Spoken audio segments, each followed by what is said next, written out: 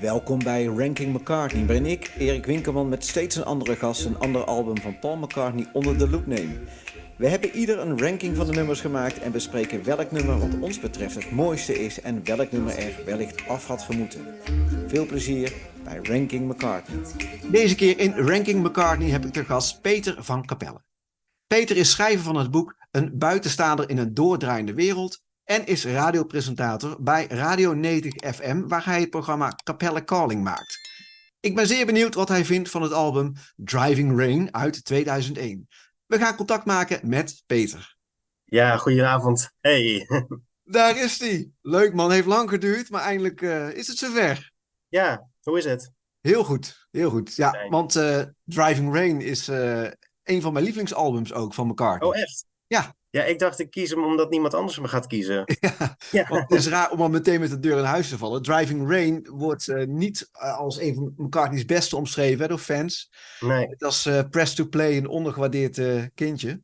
Ja, kijk, je hebt de cd heel goed. Heel goed. Maar ik vond het heel tof om de laatste weken even goed naar te luisteren. En eigenlijk ben ik heel verbaasd waarom dit album het zo slecht doet onder de fans. Ja. Nou, ik ook, inderdaad. Maar daar gaan we het straks uitgebreid over hebben. Oké. Peter, voor de mensen die jou niet kennen, zou je even kort voor willen stellen? Ja, natuurlijk. Ik ben Peter van Capelle, bijna 35 jaar. Ik maak radio bij een lokale omroep waar jij ook te gast bent geweest afgelopen zomer. Daar doe ik het programma Capelle Calling iedere maandagavond op Regio 90. Ja. Ik heb vorig jaar een boek geschreven, een roman, deze. Een buitenstaander in een doordraaiende wereld. Ja, ik had hem besteld. Hij is niet binnengekomen. Ah, oké. Dus helaas, anders had je me kunnen overhoren. Nou, het gaat over McCartney, niet over mij. Dus. We gaan het straks toch wel even over je boek hebben, hoor. Is goed, ja, is goed. Ja, dat ben ik in grote lijnen. Ja, en ik ben recensent voor een muziekwebsite, Magazine. Dus... Ja, ik heb gekeken op jouw website. Al jouw, ik zal een linkje hieronder plaatsen ook. Al jouw concertbezoeken worden daar geregistreerd. Met hele toffe recensies. En man, wat heb jij veel toffe artiesten gezien al. Ja, hele waslijst inderdaad. Ja, en Springsteen springt er wel uit voor jou, denk ik, hè? Of niet? Samen met McCartney. En ik kan ook echt niet tussen die twee kiezen. Nee? Nee. Wat maakt Springsteen zo tof voor jou? Weer op een heel ander vlak dan Paul McCartney, maar Springsteen inspireert mij qua zijn politieke standpunten en hoe maatschappelijk gearrangeerd hij is in zijn teksten, maar ook persoonlijk durft te zijn. Je hebt ook meegeschreven aan een boek, hè? Springsteen in Nederland. Ja, klopt, ja. Hoe is dat zo gekomen? Ik ben naast in de Beatles-wereld ben ik ook bekend in de Springsteen-wereld. En de samenstellers van dat boek, dat is van de Nederlandse Bruce Springsteen fanclub Be True. Die kennen ook vrij goed. En daarom via kwamen ze dus bij mij terecht daarvoor. Ja. En ik heb daarin inderdaad een hoofdstuk geschreven over het optreden van Bruce op Pinkpop in 2012. Wat trouwens wel een leuk linkje is met McCartney. Want het schijnt, het is nooit helemaal, officieel is het nooit helemaal geworden. Maar het schijnt dat Bruce Springsteen een goed woordje heeft gedaan bij Paul McCartney voor Pinkpop. En dat daarom Paul McCartney in 2016 op Pinkpop terecht kwam. Maar, dat zijn vrienden volgens mij, hè, McCartney? Ja, klopt. Ja. Ze hebben ook vorig jaar nog op Glastonbury samen gezongen. Nou, sterker nog, ik heb ze ook nog een keertje samen gezien. Wat? Ja, waar? Ja, in New York. Zo. En toen was ik in Madison Square Garden bij een concert van McCartney. En als verrassing kwam aan het einde Bruce Springsteen bij hem op het podium. Ja, dat gek. Ja, en andersom is McCartney ook bij Bruce op het podium gekomen. En volgens mij was het toen ook, toen waren ze te lang doorgegaan, geloof ik. Klopt, ja. En dat was in 2012 in Hyde Park inderdaad. Toen hebben ze op een gegeven moment de plug eruit getrokken, want ze gingen inderdaad te lang door. Je moet maar durven bij twee van die mensen. En daar refereerde dat concert wat ik van ze heb gezien, dat was 5 jaar later. En McCartney refereerde daar nog inderdaad aan. Cool. Hey, hoe is het voor jou begonnen, de liefde voor de Beatles en McCartney? En dat is rond mijn 10e begonnen en ik zag iets op tv van ze. En daar hoorde ik voor het eerst She Loves You. Ja. Dat vond ik gelijk een heel pakkend liedje. En ik wilde daar meer van weten. En toen heb ik, ik heb ze nu op LP, heb ik deze uit de bibliotheek geleend. Toen op CD. Ja. Ja, en toen was ik om. Ja, voor veel mensen een startpunt, hè, deze. Ja, de laatste afleveringen worden steeds die albums bij. Jouw eerste aanschaf? van McCartney of Beatles? Weet je dat nog? Van de Beatles dat was net in het jaar 2000 dus. En toen had ik de rode en blauwe had ik overgenomen op een cassettebandje. Maar toen kwam ook One uit. Hm. Dus dat was, voor veel mensen van mijn leeftijd is dat dus een startpunt geweest. Ja. De Beatles One. Ja, ik denk dat daarom ook nu die blauwe en rode opnieuw worden uitgegeven om weer nieuwe zieltjes te winnen. Ja. Denk ik. Ja. Maar One dus voor de Beatles, dat was jouw eerste officiële aanschaf? En voor McCartney was dat London Town. Hij staat hier ook achter mij. Ik heb even wat LP's neergezet. Ja, misschien niet heel goed te zien, maar London Town, dat is, omdat hij heel veel verkocht is, kun je die heel makkelijk in kringloopwinkels en zo vinden. Ja, ziet hem dus die vond ik ook op een rommelmarkt. En wat ik wel nog steeds een heel goed album vind ook. En Ja. toen al gelijk, ja. Ja. Toen was ik een jaar of 11, 12 of zoiets, ja. Ja. En daar is de ranking mee begonnen. En een Beatle mug. Een Beatle kop. Ja. Heel goed, heel goed. Je lievelingsalbum van de Beatles? Dat gaat tussen Revolver en Abbey Road. En dan denk ik toch net Revolver. Maar ja. Hetzelfde als dat ik niet kan kiezen tussen Springsteen en McCartney. Tussen die twee kan ik ook niet kiezen. Dus. Ja, Springsteen, ik zou hem graag tof willen vinden. Ik heb het vaak geprobeerd, maar het pakt me. Ja, je hebt een kans. Je hebt een kans. Volgend jaar komt hij naar Nederland. Ja, in het Govert Park weer, hè? Ja. Ik hoor dus vandaag, ja. Ja, leuk. Jij gaat erheen, natuurlijk. Ja. Hoeveel concerten bezoek je zo per jaar? Ja, ik denk 20, maar dan moet ik wel zeggen dat ik ook naar veel concerten gratis mag om over te schrijven voor Max en Wimmels. Ja. Ja, leef je helemaal van muziek? Nee. Door de week werk ik. Ik ben een gemeenteambtenaar. Ik werk op de administratie van de personeelszaken bij de gemeente Zeist. Dus. Ja. En daarnaast moet je leuke dingen doen dus. Ja, precies. Ja, ja dat werk zal ook wel leuk zijn. Maar... Ja, zeker. Ja. Leuke dingen. Hoe ben je bij de radio terechtgekomen? In mijn puberteit had ik een weblog over muziek. En toen ben ik op mijn 18e benaderd door een internetstation wat nog steeds bestaat. Een Laser Radio. Ja. Het is tegenwoordig een heel ander station. Toentertijd was het een pop-rock zender. Of ik iets voor ze wilde doen. En zo ben ik erin gerold. Ja. Je maakt nou alleen voor Radio 90 FM? Ja, en voor Ice Radio. Dat is Ice Radio, ja. Ja, daar doe ik Capelle Classics voor op dinsdagavond. Tussen 10 en 11 's avonds. Ja. En Capelle Calling, wat is het format? Heb je een format? Jazeker, ja. Ik heb altijd uit mijn platencollectie hou ik altijd een LP die dan toevallig rond die periode zoveel jaar oud is. Meestal 50, 40 jaar oud, zoiets. Heel af en toe ook nog wel eens iets uit de jaren 90. En daar draai ik dan door de uitzending heen meestal 5 nummers van. Ja. Daarnaast heb ik een item discovered. En dan draai ik in het eerste uur een cover van een plaat. In het tweede uur draai ik dan het origineel van dat nummer. En omdat ik zelf ook een filmliefhebber ben, heb ik het item de filmplaat. En dan draai ik dus altijd een plaat van een film soundtrack. Ja, toen ik bij jou op bezoek was de afgelopen zomer, toen hebben we Spice Lekkers de eter in laten herinner je nog wat ik ervan vond? Ja, volgens mij was jij niet helemaal weg van dat nummer. Nee, klopt. Hey, het album Driving Rain, waarom die keuze? Omdat ik zeker wist dat niemand hem zou kiezen. Maar ook omdat het was dus de eerste bewuste, het eerste nieuwe release van McCartney die ik bewust meemaakte. Ja. Toen ik 12 jaar was. Dus ik heb er ook wel, het is voor mij ook wel een beetje jeugdsentiment. Ja. Ik heb toen de tijd ook heel veel gedraaid. Ik kreeg met Sinterklaas in 2001 heel veel gedraaid toen, ja. Het was een van mijn eerste downloads, weet ik nog. Toen, het downloaden begon toen wel. En ik weet nog dat ik was aan het gourmetten bij vrienden. En hij liet dan zien hoe je kon downloaden. Ik zeg van nou, nieuw McCartney komt over 2 of 3 weken uit. Probeer eens. En toen had ik 5 nummers van Driving Rain. En ik dacht van, ik ga ze niet luisteren. Ik kreeg ze mee, ik ga ze niet luisteren. Ja, natuurlijk doe je dat. Dezelfde avond nog, allemaal doorheen gejast natuurlijk. Maar daar baalde ik eigenlijk ook wel van. Ja, een beetje spoiler was het al van wat komen ging natuurlijk. Ben je klaar voor het quizje? Jazeker. Ja, ben benieuwd. Doen. Ik leer best wel veel van jouw afleveringen ook. Dus, ja? Ja. Dat is fijn te horen.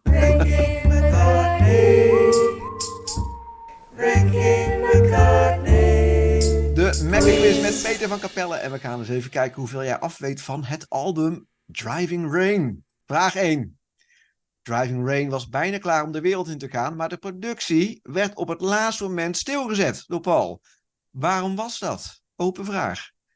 Was dat niet omdat Freedom er nog werd aan toegevoegd? Ja, helemaal gelijk. Ja, klopt. Dus McCartney zat in het vliegtuig New York JFK en zag het gebeuren volgens mij uit zijn raampje en besloot niet te vertrekken. Volgens mij kon dat niet eens. Volgens mij werd al het luchtverkeer stilgezet. Ja. En toen is hij gaan helpen met het opzetten van het benefietconcert, waarvoor hij Freedom schreef. En daarvoor had hij wat muzikanten ingeschakeld, waaronder Eric Clapton. We gaan even kijken naar het moment waarop die Eric Clapton vertelt wat hij in gedachten heeft met Freedom. So I've got, what I'm hoping to do is get the crowd to give me a sort of, kind of give peace a chance style. That'd be great. Yeah. It's like I say, it's difficult selling it to people because if I was hearing this sell, I would be a little bit unsure. Well, I don't like but that. it's great. You'll be happy. Yeah. It's G. It's basically G. So anything in G, E minor, bluesy stuff will work. Okay. The chords you can just G, anyone G, yeah, G, baby, the E minor. You don't need to think about it. No. It'll all fit. Yeah. The chords that it'll all fit. To live a free life, to live in freedom. We're talking about freedom. Freedom. Je ziet het enthousiasme van McCartney vooral. Je ziet Eric Clapton toch een beetje kijken van het zal allemaal wel. Anything in G. Doe maar wat. Kan jij wel. Ja. Oh. Maar goed, op Freedom komen we straks denk ik nog wel uitgebreid terug. Ja, zeker. Ja. Vraag 2. Producer David Kane regelde studiomuzikanten voor de opnames van Driving Rain. Welke 2 muzikanten zijn nog steeds onderdeel van Paul's band? Weer een open vraag. Ja, dat is volgens mij sowieso de drummer, Ape. Aha. Ik ben even zijn achternaam kwijt. Ape Laboriel. Ja, precies. Ja. En Rusty Anderson, toch? Yep. Nou, ja. Ja, daar staan ze. Vraag 3. 2 nummers op Driving Rain heeft Paul met zoon James geschreven. Welke tracks zijn dat? A. Spinning on an Axis, Back in the Sunshine Again. B. She's Given Up Talking of About You and About You. Back in the Sunshine Again, Spinning on an Axis, dat is C. Of D. About You, Tiny Bubble. Deze weet ik. Maar er staat 2 keer dezelfde het antwoord, toch? Of is dat een instinker? Oh ja, oh jee. Nou, het is in ieder geval A. Het is in ieder geval A en C. Ja. Er is ergens iets fout gegaan. Het is inderdaad A en C. Ja. Een cadeautje. Ja. Helemaal goed. Vraag 4. Wat is Paul op de albumcover aan het doen? Hij zwaait, hij urineert of hij duwt een raampje dicht. Oh, dat heb ik echt. Dit weet ik serieus niet. Dan gok ik A. Hij urineert. The Pipes of P. Ja. Dus in de NME stond een artikel waarin staat dat het een foto is van Paul die aan het urineren is. Dus zijn hand tegen het wc-hokje, het glas van het wc-hokje en gaan met die banaan. Van sommige dingen is het ook beter dat je het niet weet eigenlijk. Hè? Nee, maar deze hoes heeft voortaan altijd een andere betekenis nu. Ja. Met zijn Casio-horloge. Hypermodern toen, die kon er foto's mee maken. Ja. Vraag 5. Het nummer Driving Rain begint met de tekst Something's Open. Waar haalde McCartney de inspiratie voor deze woorden vandaan? A. Van een inbraakalarm. B. Heather die zei dat Paul's schulp open stond. Of C. Een gedicht uit John Lennon's boek In His Own Right. Ja, dat was A. Helemaal goed. Een inbraakalarm. Everything is sort of inspiration for you, because I've been reading that in one of the songs, the alarm system in your house in Los Angeles already brought some sort of a thought to you. Yeah, well, it was a crazy thing. You pick everything. Well, what happened there exactly with the system? I mean, you got a sense of humor, right? And I was staying in this house. We were recording in Los Angeles for 2 weeks. And in this house, there was a little readout, little thing to do with the security system. And it should have really said, close front door. Or closed back window. But all this thing ever said was, something's open. And it was like, There was always something open. What's open? It was like, something's open. So it became like a symbolic message. It was like a message, something's open. It was like, he was trying to trick me. So I started a song, it was called Driving Rain. I said, it was like, Something's open, it's my heart. So I thought, well, I've got to use So you that use just- everything. just to get my own back on this readout thing. Ja, het moet voor McCartney wel een eer zijn geweest om met Ivonie te mogen praten. Ja, wie wil dat nou ja, niet? Ja, precies, ja. In ieder geval Toet Paris. Ik wil even terugkomen op jouw boek. Ah, oké. Ja, kan je me vertellen, hoe ben jij erop gekomen om een boek te gaan schrijven? Het is een samenvoeging, niet alleen. Het is niet 100% autobiografisch. Er zitten delen in die ik wel heb meegemaakt, maar ook andere mensen die ik heb gekend. Dus het is een samenvoeging daarvan. Het gaat over een jongen met autisme. Nou, ik val wel onder het autisme spectrum. Die wortelt in zijn puberteit met depressies, met christelijke opvoeding, met biseksuele gevoelens. En op een gegeven moment in een burn-out raakt. Daar gaat het over, ja. Ja. En het is grotendeels autobiografisch? Nee, in hoeverre laat ik altijd in het midden. Maar, Heel goed. ja, precies, ja. Dat doen andere schrijvers ook, dus. Ja. Ja. En jouw autisme, waarin uitzicht dat? Ik hou van structuur, onder andere. Ja. Ik doe veel dingen. In mijn week is altijd best wel voorspelbaar, bijvoorbeeld. Maar ook wat ik vaak wel hoor van een kenmerk van autistische mensen. Nou wil ik niet dingen over één kam scheren, maar dat ze in iets heel erg geïnteresseerd in zijn. En in mijn geval is dat natuurlijk muziek. Ja. Ja. En hoe vroeg werd het geconstateerd bij jou? Was het al snel duidelijk dat je wat anders was? Op mijn 11e kreeg ik de diagnose. Ik ben gewoon benieuwd hoe dat dan gaat. Als je zo'n stempel hebt gekregen, of er dingen dan echt veranderen voor je. Of dat het makkelijker wordt op het moment dat je het weet. Of... Nou, in mijn puberteit niet. Dit werd niet per se makkelijker. Ik voelde me juist heel erg buiten de boot vallen. Nu ik 35 ben, nu heb ik het voor mezelf geaccepteerd. Maar toen de tijd niet. Ja. Let jij meer op muziek of let jij meer op tekst? Nou, ten tijde dat dit album uitkwam, toen was mijn Engels nog niet al te best. Dus toen was het vooral dat ik op muziek lette. Ja, later ging ik ook op de tekst letten, inderdaad. Dus een combinatie van beide eigenlijk. Soms valt een tekst me direct op, soms pas later. Ja. Ik vind het op dit album heel erg typisch McCartney qua variatie in tekst. Dus je hebt inderdaad een tekst als 1, 2, 3, 4, 5. Maar daartegenover staan weer prachtige zinnen in andere nummers. Komen we straks wel op terug. Dus ik vind het echt wel een plaat qua contrasten. Ik heb natuurlijk een filmpje gemaakt over Driving Rain, het album. Deze keer in Ranking McCartney het album Driving Rain. Driving Rain is het 12e soloalbum van McCartney en werd uitgebracht op 12 november 2001. I was in LA in February and went for a drive in very rainy circumstances. You know, us tourists don't expect LA to be like that, but it was. And when I got back after this long drive up the Pacific Coast Highway, I started noodling around with this idea, why don't we go for a 1, 2, 3, 4, 5, let's go for a drive. And yeah, when we got in the studio, it sort of became quite uplifting, you know, it became symbolic of something. Let's go for a drive, come on, straight to the eye of the hurricane, doesn't matter, let's go for a ride in the driving rain.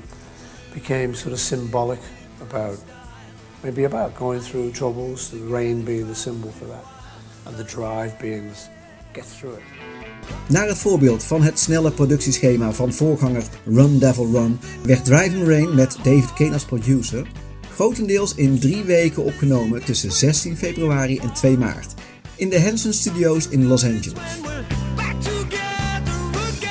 McCartney werkte op dit album met voor hem nog voornamelijk onbekende studiomuzikanten die David Kane voor hem geregeld had.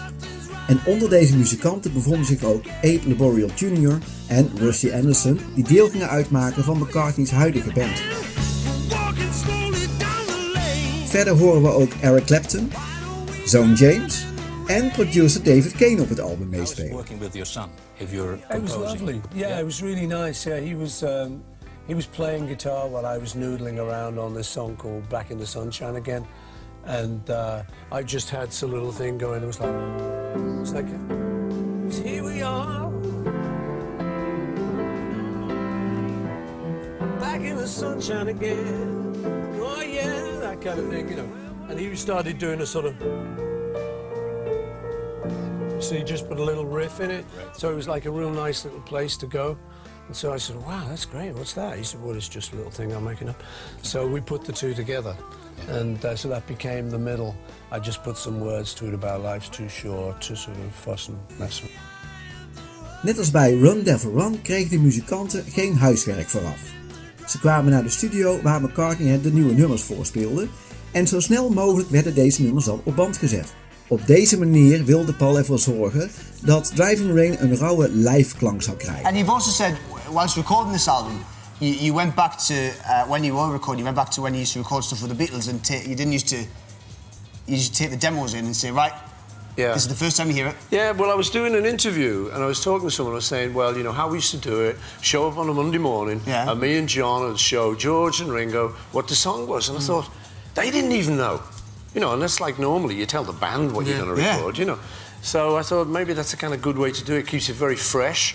It's just like now we say, okay, let's do this song. And you've got to think really quick. Yeah. Got to work quick. Wow. And the ideas come fast and thick. You know? And you've done the whole, every track on the album. Yeah.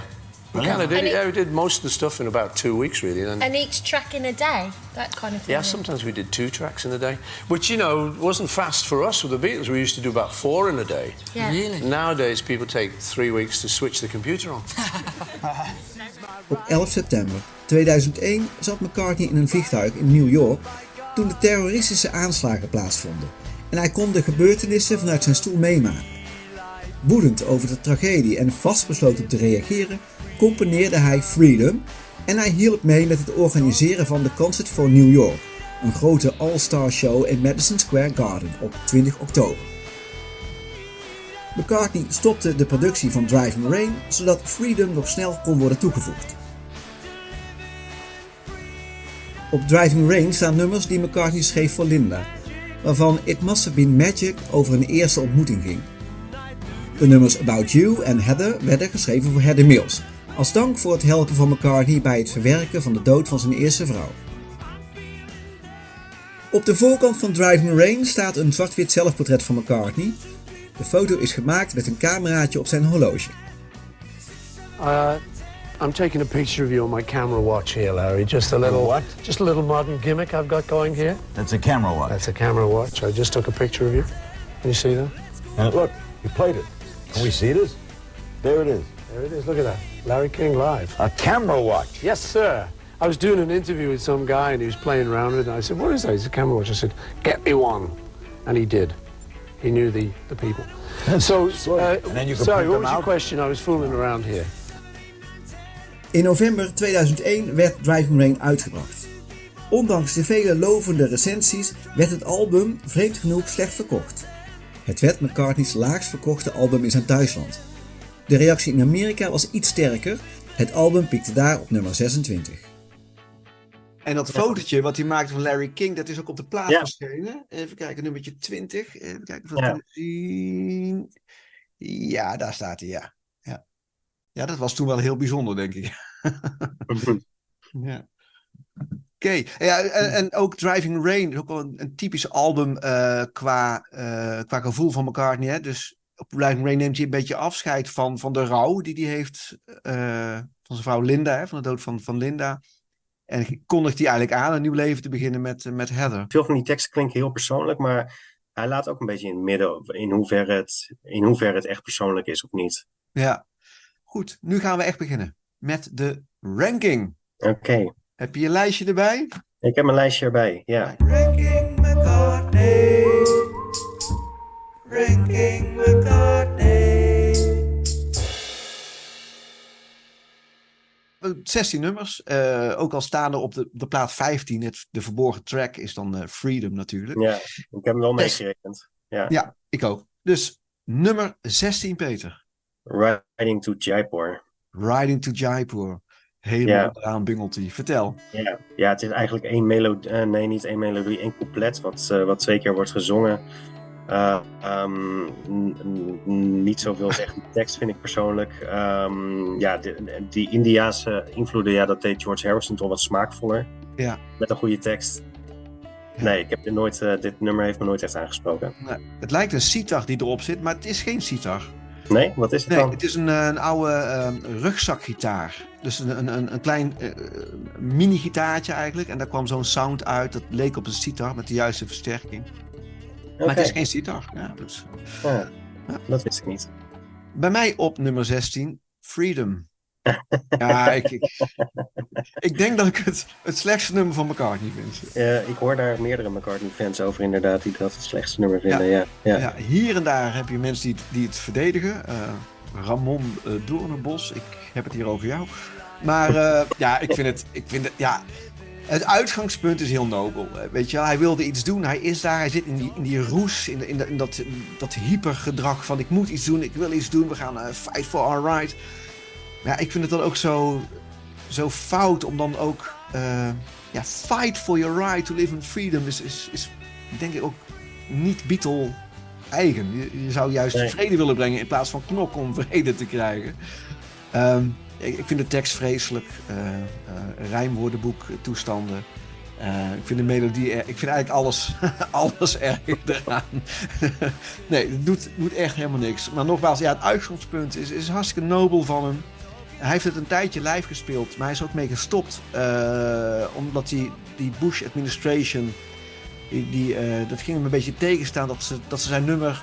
Hij zegt, ze hebben mijn nummer gehijacked. Ja.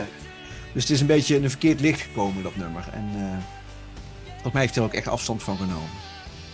Dat is mijn nummer 16, het fantastische Freedom. Mm. Nou, hoe verrassend bij mij op nummer 15, Freedom. Joh, had ik niet verwacht. Ja, maar sowieso, het is sowieso niet echt McCartney's sterke punt om iets maatschappelijks in muziek te doen, hè? Nee. Dat lukt hem zelden. Ja. Nee. We gaan naar nummer 15. Riding in the Jive. Die skip ik ook graag. Dus een beetje wat jij ook zegt. Het is iets wat George Harrison beter had kunnen doen. Maar ook de George Harrison nummers met sitar. Dus die Within You, Without You en Love You Too. Love You Too, ja. Ja. Vind ik ook helemaal niks. Daar heb ik echt helemaal niks mee. Die op Sgt. Pepper's vond ik vreselijk. Dat wist ik niet hoe snel ik naar de pick-up moest rennen om dat over te slaan. Ja, ik heb dat leren waarderen. Ja? Ja, in het begin kon ik daar ook niks mee vroeger toen ik net Beatle-fan was. Maar later ben ik dat toch wel gaan waarderen. Zeker Love You Too vind ik wel een sterk nummer. Ja, nee, bij mij doet het niks. Wat had ik er nog over geschreven? Wat had ik er nog over gevonden? Ja, over die rugzakgitaar. Een kleine Martin Reis-gitaar. Die had hij helemaal afgeslankt. Dat hij ongeveer 0 ons woog. Dat hij hem altijd mee kon nemen. En die sound die eruit kwam bij de opnames leek op een sitar. Ja. Nummer 14. Ja, Spinning on an Axis. Ja. Bij mij ook. Oh, echt? Ja. Vertel, waarom bij jou zo laag? Ja, het is wel echt een nummer van 2001 qua productie en zo. Dat vind ik van het hele album eigenlijk wel. Maar het is een beetje geforceerd meeliften met de huidige muziek van die tijd. En dat hij ook een soort van probeert te rappen. Ja, ik snap het, ja. Ja, bewijst eigenlijk dat ik dit album echt wel goed vind. Want ik vind het helemaal geen slecht nummer. Het staat bij mij wel redelijk onderaan. Maar ik kan het nummer prima hebben. Ik vind de sound heel fijn, maar ik vind het te lang duren. Dus als hij dit wat compacter had gemaakt, had ik het veel beter te pruimen gevonden. Ja, dat rappen. Ja, bij het schrijven van het nummer, dat was samen met zijn zoon, heeft hij dit gemaakt. Maakte hij als schijntje, ging hij wat overheen rappen en zo. Dat hoor je wat terug in de opnames. Maar hij zingt het gewoon staccato. Ik vind het niet echt een poging tot rappen. Maar je hoort het wel. Het zou heel goed een rapnummer kunnen zijn. Ja. Maar dan had McCartney het niet moeten uitvoeren. Maar wat vind jij er dan van dat hij later met Kanye West is gaan samenwerken? Ik vind het een hele vreemde output die eruit is gekomen.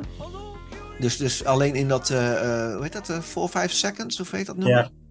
Dat vind ik wel een prima song en zo. Maar die clip, ken je die daarvan? Ja, zeker, ja. Ja, dus het is helemaal in die Damon kleding zitten ze dan, en dan McCartney is dan echt zo, kijk mij nog eens even hip zijn. Ik vind het een beetje pijnlijk allemaal. Oké. Ja. Maar ik dacht, hij staat open voor alles. Dus ook voor zo'n mafketel als Kanye West. Ja. Maar ja, ik hoor niets van McCartney in de nummers die Kanye heeft uitgebracht met McCartney als co-writer. Ja, ik heb wel, maar misschien wijken we dan een beetje te veel af van het album Driving Rain, maar ik heb wel een leuke anekdote over 4-5 Seconds. Ja, vertel. Want ik zat toen bij dat bewuste station, Laser Radio, en daar moest qua format alles anders. We moesten opeens, mochten we niks meer van voor 1999 draaien. Aha. Maar toen kwam dit nummer uit. En toen stond Paul McCartney opeens weer dankzij Kanye West en Rihanna in de top 40. Dus dat was voor mij een excuus om weer iets van de Beatles te draaien. Want ik zei van ja, McCartney staat in de top 40. Dus ja, het kan gewoon. Ja. Dat is ook zo'n beroemde tweet, toch? Dat, wat goed dat Kanye West ook onbekende artiesten een podium geeft. En dan hebben ze het over McCartney. Ja, fantastisch. Ja, bijzondere samenwerking. Ja.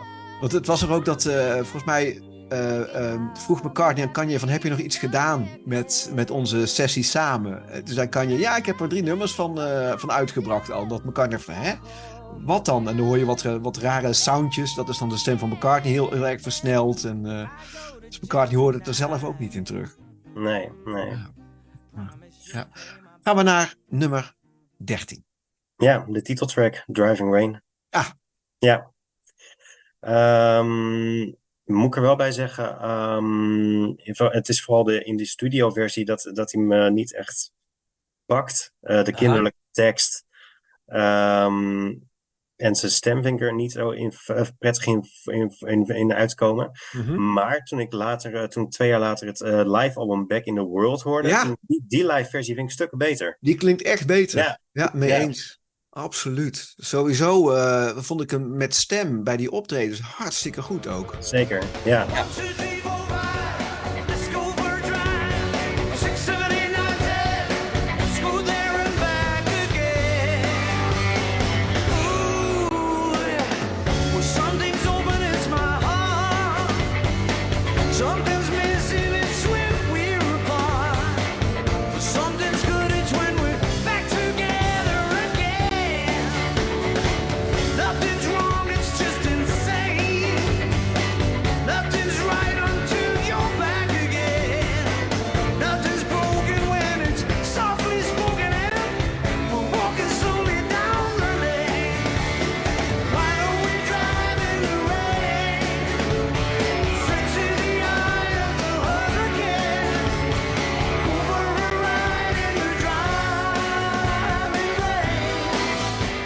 Hij heeft ook gezegd dat hij bij de opnames van Driving Rain ook last van zijn stem had. Dus 1 week voor de opnames was hij zijn stem kwijt. Of 2 weken voor opnames.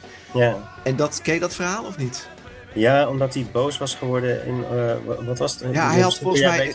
Hij had een kleedje gezien op een markt. In India volgens mij. En die man die verzekerde hem dat het een uniek kleedje was. En toen was hij een paar markten verder. Of een paar weken later zag hij op een markt allemaal die kleedjes liggen. Ja. Toen heeft hij hem schijnbaar, alsof je nummers verzamelt van handelaren, die man weer opgebeld en is hij heel boos geworden. En toen als een soort karma is hij zijn stem kwijtgeraakt. Dat is het verhaal. Ja. En toen moest hij dus 1 week of 2 weken later de studio in. Ja, alsof je dan die opnames niet kon uitstellen als McCartney zijnde. Maar goed. Maar op zich, dat heesen in zijn stem, dat hoor je hier en daar terugkomen, is ook af en toe wel mooi, vind ik. Zeker. Het is ook niet alleen maar zijn stem in dit nummer, in de studioversie, maar ook ook weer te hippe productie voor wat bij hem past. Ja. Dankzij David Kahn ook die nieuwe muzikanten. Ik dacht, laten we eens eventjes dieper ingaan op die muzikanten die McCartney om zich heen heeft verzameld. Dus we gaan even kijken. Ik heb 4 filmpjes gemaakt. Dacht ik, ja, 4. Waarin we die bandleden eventjes gaan bekijken. De Paul McCartney Band. Tja, de Paul McCartney Band, dat is de naam waar we het mee zullen moeten doen. Een beetje een karige naam voor de huidige band van McCartney. Het is namelijk de band waar Paul het langste in, of moet ik zeggen, mee heeft gespeeld. De vaste kern bestaat al sinds 2002, dus momenteel al bijna 20 jaar bijeen. Langer dan dat de Beatles of Wings hebben bestaan. Naast McCartney bestaat de groep uit Wix Wickens op keyboard en als muzikaal leider, Rusty Anderson op gitaar, Brian Ray op gitaar en bas en Abe Laboriel Jr. op drums. Nadat Linda in 1998 overleed, begon McCartney op zijn volgende albums een nieuwe band samen te stellen. Voor Driving Rain regelde producer David Kane de sessiemuzikanten, waaronder Rusty Anderson en Abe Laboriel. Voor het optreden op de Super Bowl, waar hij onder andere Freedom uitvoerde, kon Paul wel een extra gitarist gebruiken. Hij vroeg David Kane of hij nog een kandidaat hiervoor wist. En zo kwam Brian Ray bij de band.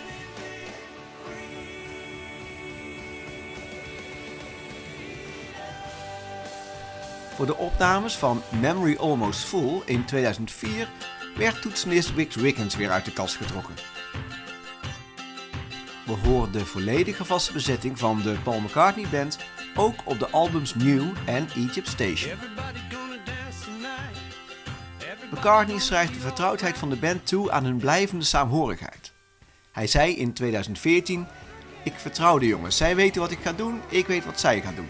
We verrassen elkaar en zelfs als het is als 'ik weet niet dat je dat ging doen', kunnen we het allemaal volgen." Dat is het mooie van een band. En we komen allemaal om muziek te maken, er staat niets anders op de agenda. We houden er gewoon van om samen te spelen. Dit quintet is ook de ruggengraat geweest van 2 decennia aan wereldtournees. Ze verschijnen op de live albums en dvd's Back in the US, Back in the World Live, Paul McCartney in Red Square, The Space Within Us en Good Evening New York City.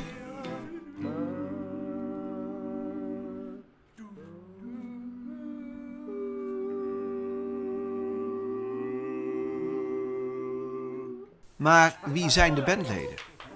Laten we beginnen met Wix Wiggins. Een Engelse singer-songwriter, multi-instrumentalist, componist en platenproducer. Paul Wiggins, professioneel bekend als Wix. Wix is sinds 1989 lid van de Paul McCartney Band. Hij is muzikaal leider en toetsenist, gitarist, accordeonist en achtergrondzanger. Van de 4 muzikanten in McCartney's toerende band werkt hij al het langst met McCartney. Wix begon piano te spelen toen hij 6 was. Er was altijd muziek in huis, omdat zijn ouders een grote 78 toeren platencollectie hadden. En hij hoorde veel klassieke muziek en kerkmuziek.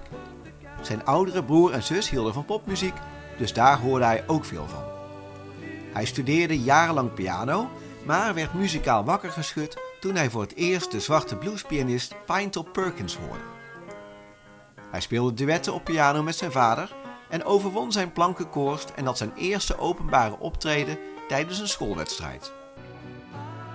Hij werd beïnvloed door onder andere Thelonious Monk, Count Basie en Elton John.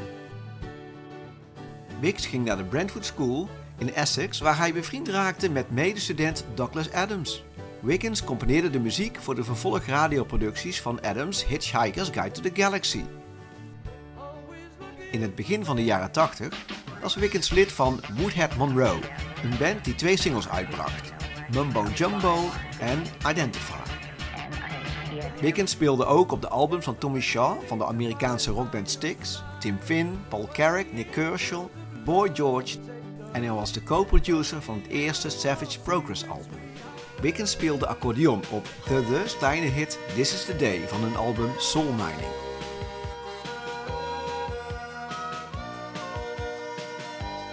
Hij nam ook een versie op van Nirvana's Smells Like Teen Spirit. Ja, dat vond ik wel een verrassing. Als je die bandleden dus gaat kijken wat ze allemaal hebben gedaan. Dat is ongelooflijk. Maar daar komen we straks, komen we straks nog op terug. Ja. Het Maar ik heb This Is The Day van Dudde heb ik onlangs nog gedraaid op de radio, maar nooit geweten dat hij daarin speelde. Ja, nee, ik wist het ook niet. Nee. Dus, maf, ja. Goed, dan zijn we beland bij mijn nummer 13. Back in the Sunshine Again. Ik vind het enorm vergelijkbaar met Spinning on an Axis. Ook weer geschreven met zijn zoon. Ook weer een nummer dat vind ik wat te lang duurt. Heel fijn klinkt, maar er gebeurt gewoon te weinig, vind ik. Dus het kabbelt voort. Tekst, ja, hij wil uit de schaduw treden. Hij wil de zon in een nieuw leven beginnen. Tenminste, dat hoor ik erin terug. Tekstueel, ja, een beetje zwakjes. Maar wel uit het hart. Ja. Nummer 12. Ja, daar heb ik het langste nummer staan. Ryan's The Raindrops. Joh, Ja. jeetje. Ja. Het begint goed. Het gaat gewoon, het had voor mij op zijn minst de helft korter gemogen. Ja. Ja. Er is ook een jukebox versie, die is de helft korter.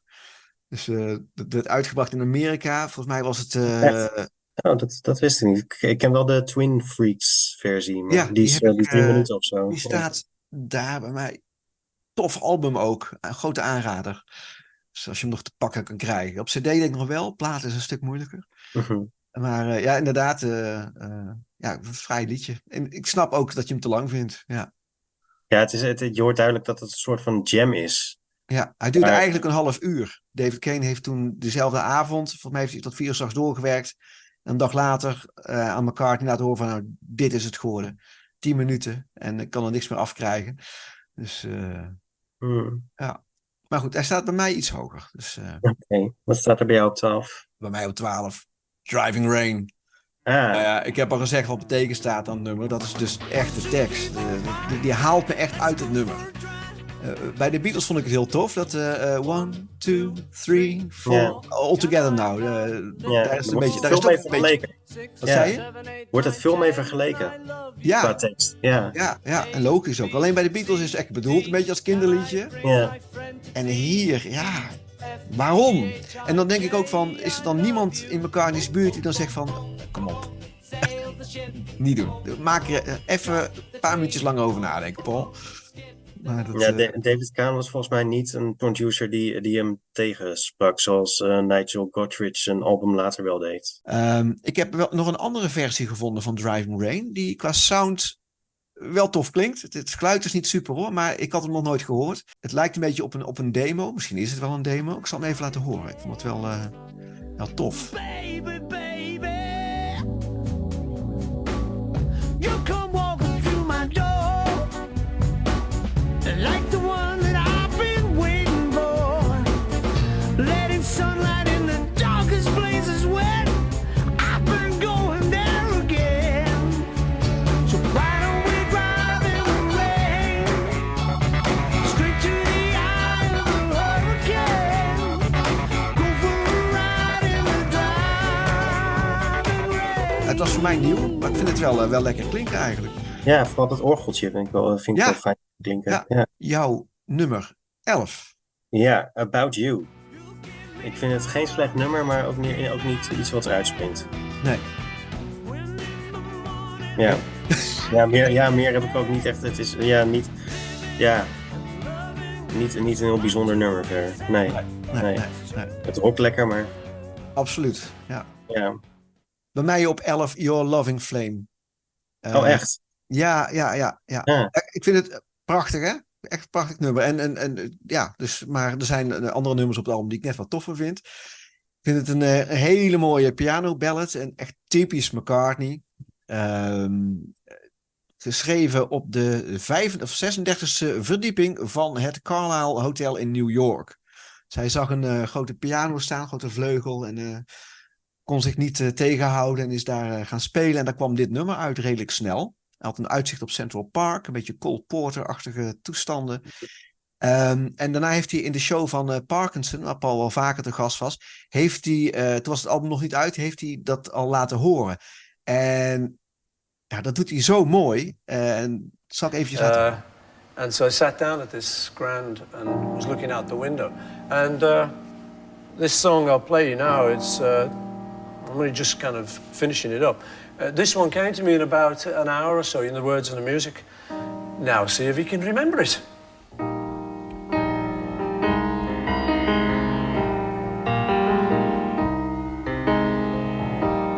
How can I hope to reach your love?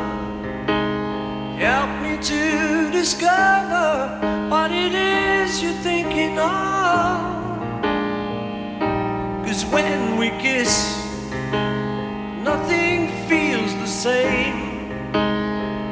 I could spend eternity inside your loving flame. What am I to do if I don't have you? I'll be feeling blue,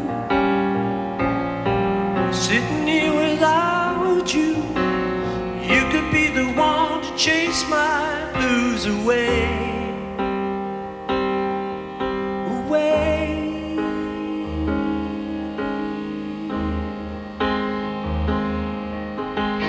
Die was ook een videoclip bij, die had ik ook nog nooit gezien. Die heb ik gisteren voor het eerst gezien. Een Oké. beetje een Alice in Wonderland-achtige toestand. McCartney loopt, die probeert zich, die wordt een beetje de hele tijd naar achter gezogen. Die probeert Ik heb zich vast te houden aan schilderijen die dan mee vervormen. En dan wordt hij weer groter in de gangen van een kasteel. En dan gaat hij op het einde, vliegt hij naar het licht toe, heel sympathisch. Ik kan me herinneren dat die video werd vertoond. Dat was het eerste concert wat ik ooit heb bezocht, überhaupt, in het Gelredome in 2003. Toen hij dit nummer live speelde. Toen werd het nummer ook op de achtergrond vertoond. Die videoclip, dat kan ik me ook herinneren. Ja, nee, dit was voor mij helemaal nieuw. Of ik heb het verdrongen. Maar het is geinig, een leuk clipje. Je hebt de Driving Rain Tour dus ook meegemaakt dan. Ja. Ja, We mooi. gaan naar nummer 10. Misschien wel het meest controversiële nummer. Heather. Heb ik ook op 10. Oh, echt? Nou, wat fijn. Ja. Ja, het is wel controversieel omdat het natuurlijk over zijn ex-vrouw gaat. Maar ja, muzikaal zit het wel goed in elkaar. Ja, zeker. Ja. Ik vind het een beetje een Efteling liedje. Ja. Ik bedoel, echt zo'n attractie, zo'n droomvluchtachtige toestand. En ik vind het ook iets hebben van Despite Repeated Warnings. Qua sound. Met een beetje orkestraal. Of een beetje een gladde versie van Rockestra ook. Ja. Echt zo'n episch stuk. Ja. En je denkt het is een instrumentaal nummer en dan komt opeens de tekst. Ook fraai gezongen. Mooi, ja. Mooi liedje. Zeker. Duurt maar 3,5 minuut, wist je dat? Ja. Ja, het lijkt veel langer te duren. En dan op het einde, dat is wel jammer dat het... Ja. Je had er al wat gelaten. Ja. Zal hij ook wel spijt van hebben gehad. Ja. Nummer 9. Ik heb daar dus staan Back in the Sunshine Again. Ja. Aha. Ik vind wel, misschien een simpele tekst. Ik vind het op zich wel een mooie tekst in waar hij op dat moment in zijn leven bevond. Ja. En ik zat vandaag nog te denken, eigenlijk was deze titel misschien toepasselijker geweest voor het album dan Driving Rain. Ja. Ja, absoluut. Ja. Dan gaan we naar mijn nummer 9. Dat is About You. De plaat heeft het nodig. Even een lekker, simpel, strak rocknummertje. Ik vind de opening heel tof. You gave me power. Dus dat... to get out of bed when in the morning I'm feeling dead. Ik vind de tekst prima. Gave zang. Dat Hammond-orgeltje vind ik fantastisch erop. Die Hammond komt terug in meerdere nummers. Dat vind ik een hele fijne toevoeging aan het album. Lekker slaggitaartje erin. Ja, niks mis mee. Het is ook niet heel bijzonder, dat klopt. Het is bijna een niemandalletje te noemen. Maar ik vind het een fijne toevoeging op de plaat. Gaan we even door naar de tweede bandlid. Brian Ray. De Paul McCartney Band. Brian Ray. Brian Thomas Ray, geboren op 4 januari 1955, is een Amerikaanse sessiemuzikant, gitarist, bassist, singer-songwriter en muzikaal leider. Naast zijn werk voor McCartney en zijn eigen solo-carrière heeft hij met een uitgebreide lijst artiesten samengewerkt. Brian groeide op in Zuid-Californië. Zijn eerste muzikale optredens waren voor zijn leeftijdsgenoten, waarbij hij zijn eigen teksten zong op de melodie van oude folksongs. Toen hij 9 jaar was, begon hij gitaar te spelen.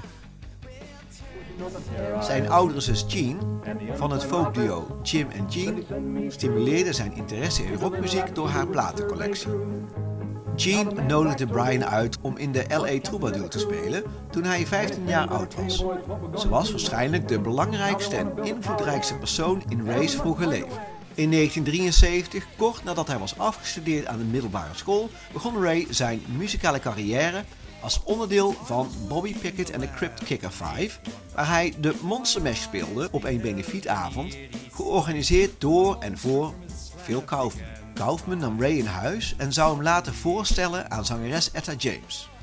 Die korte kennismaking leidde uiteindelijk tot Ray's 14-jarige carrière als muzikaal leider en gitarist van deze zangeres. Now listen, I'm gonna tell y'all one more time. Tijdens deze tijd deelde Ray ook podia met muzikanten als Keith Richards, Santana, Joe Cocker, Bonnie Raitt, John Lee Hooker en Bo Diddley. In deze tijd begon hij zich ook meer te richten op het schrijven van songs. Aan het einde van de jaren 80 werkte Ray samen met muzikanten als Peter Frampton, Rita Coolidge, Nicolette Larson, Michael Steele van de Bangles en Steve Legassic, die 13 jaar lang een songwritingpartner van hem werd. I had been working in France with, you might know, Johnny Hallyday and Mylène Farmer, two huge French artists. Well, the person who got the drum chair on both of those gigs, one after the other, was none other than Abe Laboriel Jr. And we became quick buds and roll forward a couple years later, 5 years later, after a bunch of tours with each of those French artists together. He goes like, you're not going to believe this. I just got a call to play with Paul McCartney. And I'm like, dude. Anyway, he's at a birthday party of mine. And I said, well, are you going to go out on the road? He goes, yeah, I am. I go, wow, that's amazing. Well, who's going to play bass when he's playing guitar or piano and then play guitar when he's playing bass? And he goes, that's a good question, man. We're looking for a guitar player who plays bass. And I went, ding.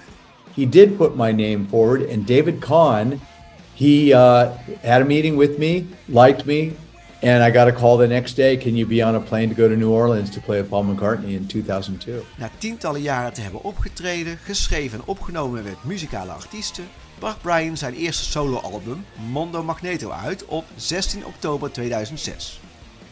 Hierop zijn Abe Laboriel Jr., Wix Wiggins en Rusty Anderson ook te horen. En in 2010 bracht Ray een tweede album uit, getiteld This Way Up. Dan zijn we volgens mij beland bij nummer 8. Ja, Tiny Bubble. Ik heb dit nummer vroeger altijd overgeslagen. Aha. Maar nu ik het album opnieuw beluisterde, vind ik, het is wel een mooi soulful nummer. Ja. En ook de melodie is eigenlijk best wel Beatles-achtig, vind ik. Ja, klopt. Ja, helemaal mee eens.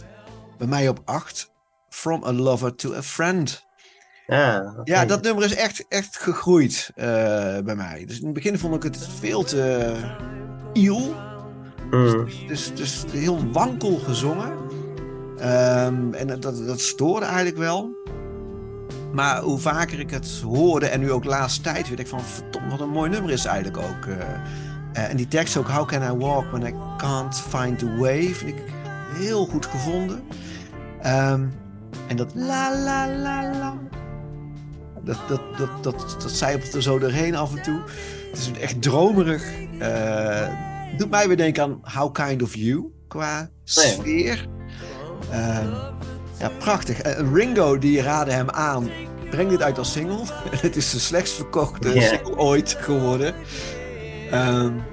En ook wel het tof aan het nummer. Het is een vierkwartsmaat, maar af en toe dan is het een 5/4 maat. Dus af en toe blijft hij hangen in een akkoord, waardoor de maatsoort verschuift. Dus als je meeklapt, 1, 2, op een gegeven moment klopt hij niet meer. En, dat vind ik wel heel, heel tof. En uiteindelijk met Let Me Love Again. Ja, ik denk dat dit misschien wel zijn meest autobiografische album ooit is. Het is zo duidelijk afscheid van Linda, hè, met nummers als Magic bijvoorbeeld. En Driving Rain, hè, om uit de regen te komen. Back in the Sunshine, weer de zon in. Omgaan met rouw, niet alleen Lonely Road, niet alleen willen zijn. En dan de nieuwe liefde vieren met nummers over Heather. Ja. Goed. Nummer 7. Ja. I Do. Ook een best wel Beatles-esque nummer vind ik eigenlijk. Want die strijkers die erin zitten vind ik best wel George Martin-achtig. Ja. Het is een beetje Tiny Bubble ook. Qua sound, qua soort liedje. Ja. Nee, klopt. Alleen die kerkklokken, die kerkchimes die je dan hoort. Dat hoort natuurlijk bij I Do. Tenminste, als het daarop staat, hè. Ja, ik wil. Ja, het heeft ook een beetje een kerstachtige feel. Hè? Ja, dat is het, ja. Dat vind ik er een beetje jammer aan, denk ik. Maar de sound is glad en mooi. Ja. Bij mij op 7 Lonely Road. Fijne opener van het album. Hè, met die bas. Doen, doen, doen, doen, doen. De beste bassist ter wereld speelt zoiets simpels. Maar het zet prachtig de toon. Een fijne manier om de plaat te beginnen. Mooie opbouw, toffe tekst. Hier vind ik die heesheid in zijn stem heel tof, juist. En ook heel cool hoe hij op het einde buiten adem is. Dus hij heeft echt zijn hart en ziel gegeven. En dan ziet hij op het einde, no. Dan hoor je echt dat hij is back af. Dat vind ik heel cool, heel cool gedaan. Een nummer tegen eenzaamheid. Hij noemt het zelf, hoe had hij het nou genoemd? Dat vond ik wel een hele gave benaming. Een anti-being brought down song. Ja. Ook best wel autobiografisch. Maar misschien net als bij jouw boek, hè? Het is dat sommige stukjes zijn echt, Ja, oké. sommige stukjes niet. Ja. 50-50 misschien. Ja. Ja. Peter, nummer 6. She Given Up Talking. Het is een beetje een experimenteel nummer. Ja. Het roept ook wel een beetje herinneringen op aan McCartney 2, vind ik. Het heeft ook wel een pakkende melodie, maar hij gaat te lang door. Hij had het geschreven, een vriend of een buurman. Die had een dochtertje die op school dus niet zei. Ja. En thuis, blap, alles eruit knalde. Ja, dus daar heeft hij een verhaaltje van gemaakt. Een beetje Mr. Bellamy, qua karaktertje bedenken waar iets mee aan de hand is. Ja. Bij mij op 6, Tiny Bubble. De drums hierin vind ik fantastisch. Dat klinkt, het swingt enorm. Dit nummer lekker hard draaien. Dus echt, het knalt de boksen uit. Een maffe tekst. All the world's a tiny bubble floating inside the truth. Those who notice are expected to hide. Oké.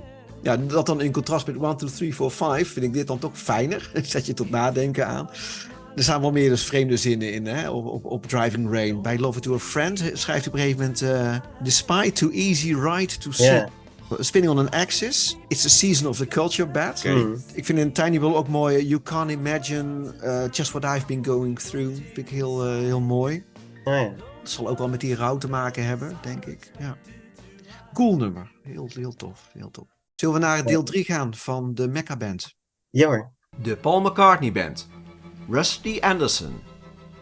Rusty Anderson is een Amerikaanse gitarist en singer-songwriter die vooral bekend is vanwege zijn werk als leadgitarist van Paul McCartney's tourband sinds 2001.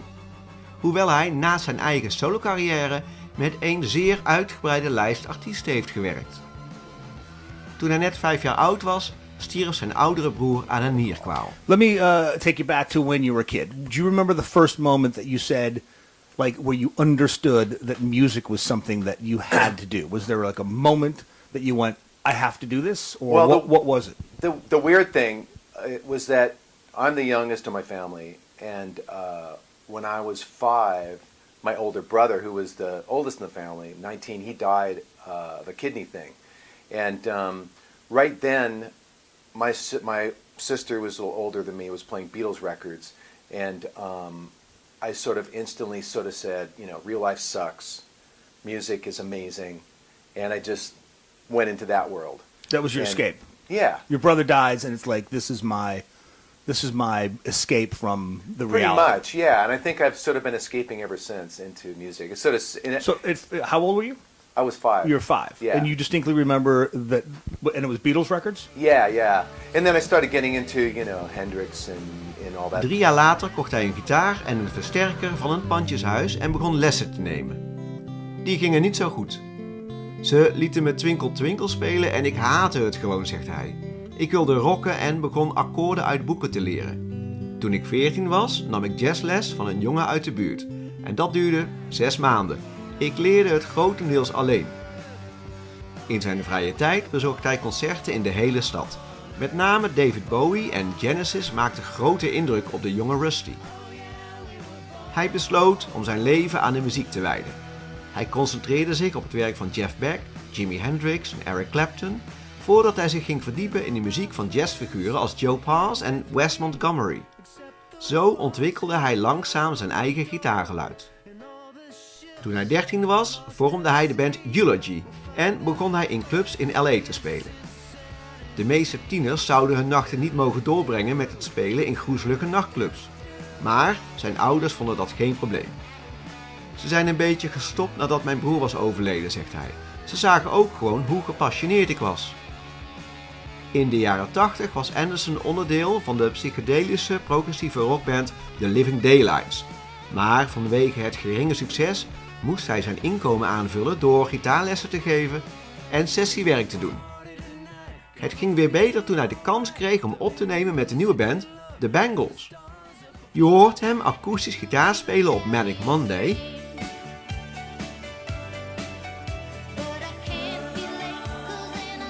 En het zijn zijn power chords die je hoort op Walk Like an Egyptian.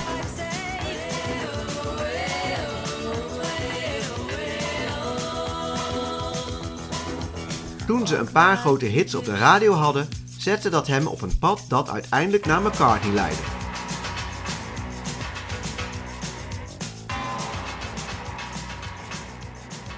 In 1993 vormde Anderson samen met Scott Cutler en Ann Preven, Carla Azar en Paul Bushnell Edna Swap. Edna Swap deelde het podium met Sublime en Social Distortion en toerde als opener voor No Doubt en Weezer. Deze band bracht meerdere platen uit en schreef de wereldwijde nummer 1 hit Torn.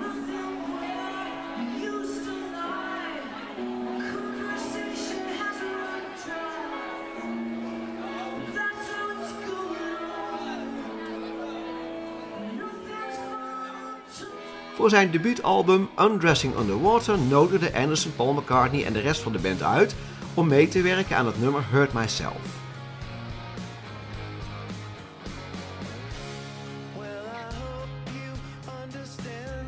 Zijn tweede album, Born on Earth, werd uitgebracht in oktober 2009. Zijn derde release was een verzamelalbum getiteld Until We Meet Again en deze kwam uit in 2012. Dan is er nog Rusty Anderson's Afternoon, een band opgericht met Todd O'Keefe in 2013. Hun eerste single, Effortless, kwam uit in 2013 en kwam op nummer 1 terecht bij Sirius Radio's 20 on 20. Zoals ik al zei, Rusty heeft met een zeer uitgebreide lijst artiesten gewerkt. Elton John, Little Richard, Lana Del Rey, Neil Young, Brian Wilson, Bob Dylan, Bruce Springsteen, Stevie Nicks, Steven Tyler, Nelly Furtado, Sinead O'Connor, Stevie Wonder, Willie Nelson, om er maar enkele te noemen. Gaan we door naar jouw nummer 5. From a Lover to a Friend. Ja, ik vind het wel mooi dat hij hier best wel breekbaar in klinkt. Ja. En zeer persoonlijke tekst, indrukwekkende tekst eigenlijk wel. Ja. Het is wel grappig dat jij net dat zinnetje aanhaalde, despite the easy ride to see. Ja. Want ik heb ooit gelezen dat hij zelf namelijk heel trots op dat zinnetje was. Ja, het is vaak de zinnen die niet verklaarbaar zijn. Ja. Daar is hij ook wel trots op. Dan hoort hij Lennon in zijn hoofd die zegt, leave it in. The movement you need is on your shoulder. Ja, nou daar vergeleek hij het inderdaad met Hey Jude. Ja. En hij heeft ook zo'n zinnetje volgens mij op Flaming Pie. I go back so far, I'm in front of me. Dat vind ik ook zo'n zin. Ja, die zet haar aan tot nadenken. Ja. Bij mij op 5 Magic. Ja. Over zijn ontmoeting met Linda in The Bag of Nails. Dus over het lot voorbestemd zijn om elkaar te ontmoeten. Wat als ik niet was opgestaan om haar te vragen hoe ze heette. De Butterfly Effect. Hè? Dus, daar heb ik een fragmentje over dat hij over die ontmoeting heeft.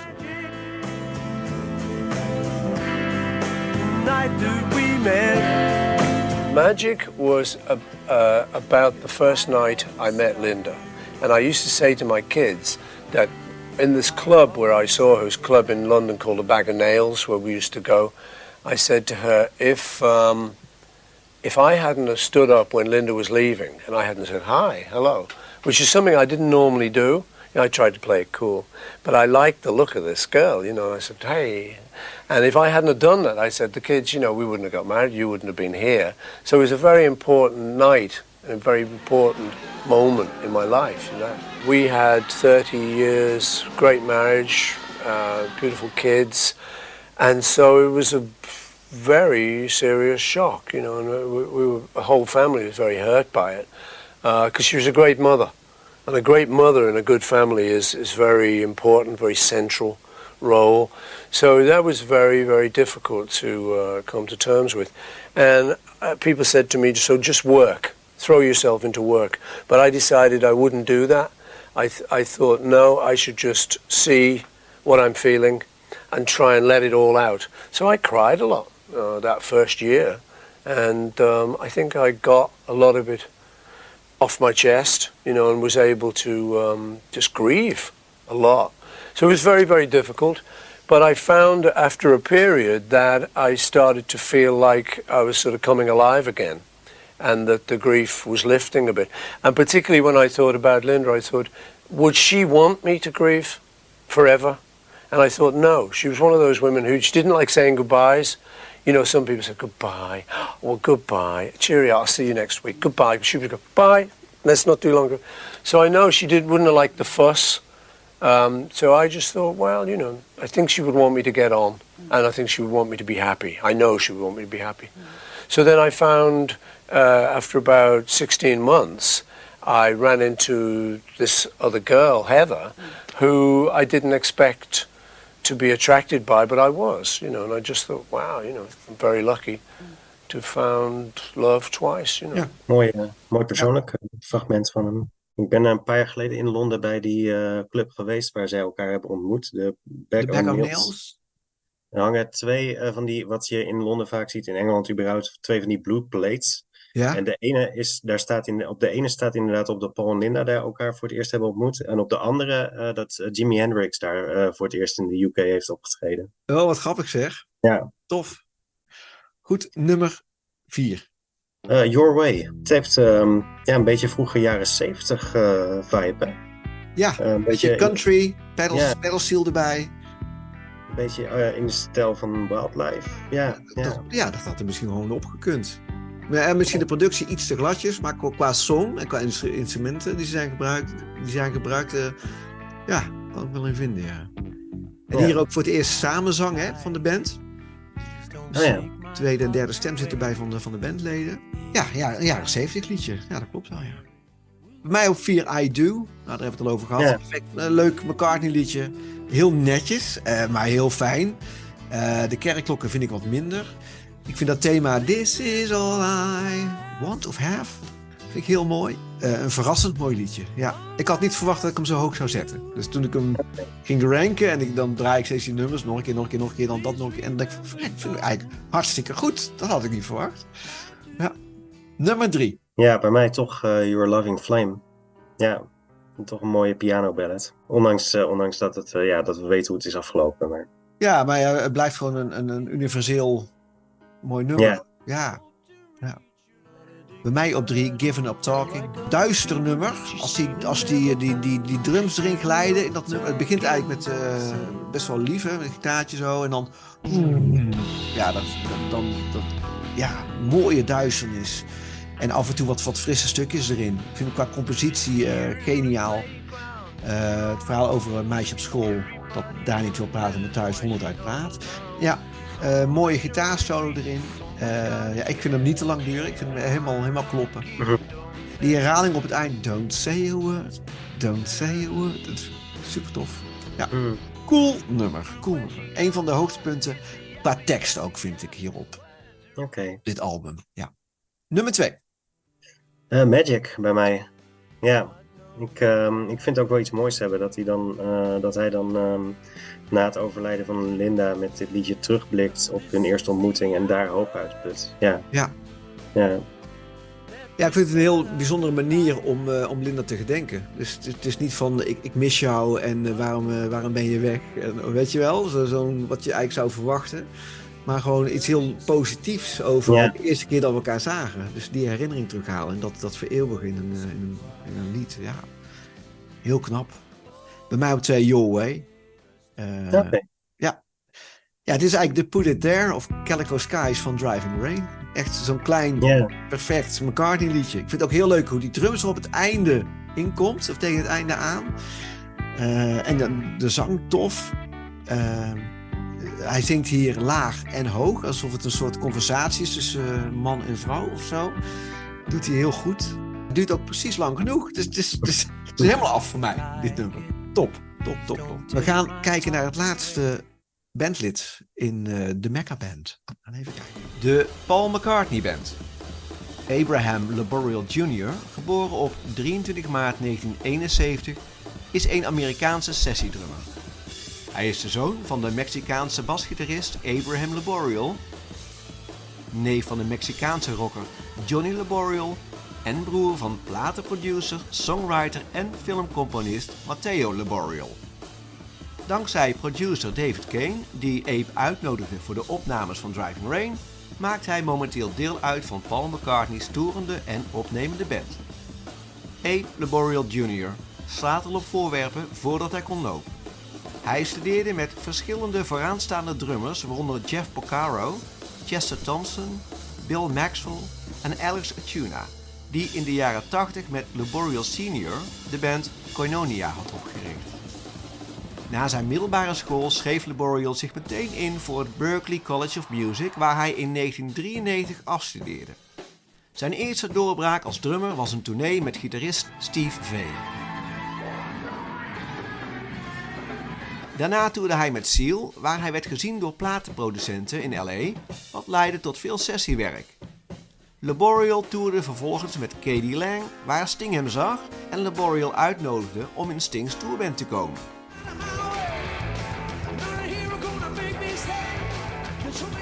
Ook zorgde zijn werk met K.D. Lang ervoor dat hij uiteindelijk bij McCartney terechtkwam. I remember the first time we were recording with Paul, and it was one of the new tunes that he was playing us, and we had tracked it, and I started singing a harmony in the room, in the control room, and he went, "Ooh, what's that?" I was like, "Oh, just something I'm hearing." He's like, "Yeah, let's go do that."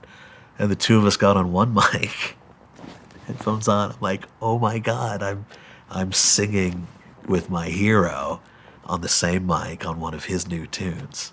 You know, so that has always sat with me, you know, and I still get to do that. Lou Boreal heeft ook opgenomen en opgetreden met Fiona Apple, Shakira, B.B. King, Eric Clapton, Johnny Hallyday, Steve Winwood, Les Paul, Ashley Simpson, Lady Gaga en vele anderen.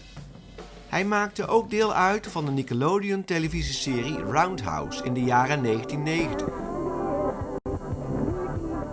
Brian Ray en Abe kennen elkaar door hun werk voor de Franse muzikanten Johnny Hallyday en Mylène Farmer.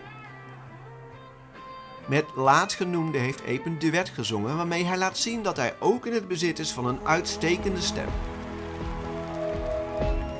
I'll break my life for a song. Two lives that still to notice mine. I know I will say goodbye, but a fraction of this life I would give anything, anytime. Abe Lou Boreal, zanger, drummer, maar hij speelt ook basgitaar, gitaar en keyboards. Op zijn soloalbum Naked uit 2013 bespeelde hij elk instrument.